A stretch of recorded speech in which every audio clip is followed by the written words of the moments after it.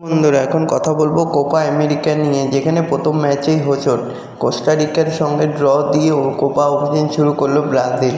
গোটা ম্যাচে আধিপত্য রেখেও 1 পয়েন্ট নিয়ে সন্তুষ্ট থাকতে হলো ব্রাজিলদের।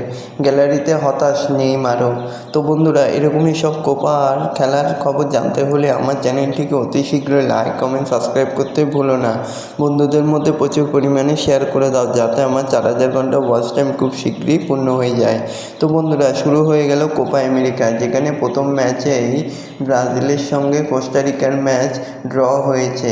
তবে বিশ্বকাপটা খুব ভালো যায়নি আগের বার, নেইমারদের হেরে যায় আর্জেন্টিনার কাছে। এবার কিন্তু নেইমার নেই, দায়িত্ব এসে পড়েছে নতুনদের উপর।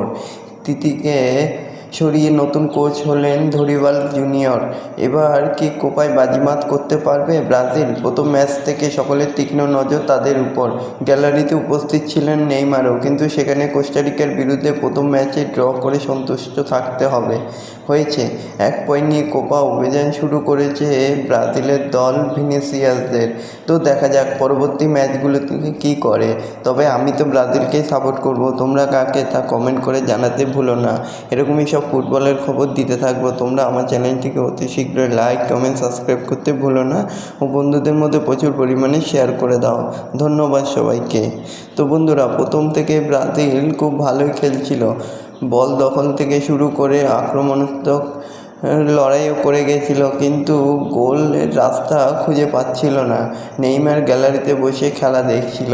নতুনদের উপর যে দায়িত্ব দেওয়া হয়েছিল, তারা খেলছিল কিন্তু গোল পাচ্ছিল না আর কি।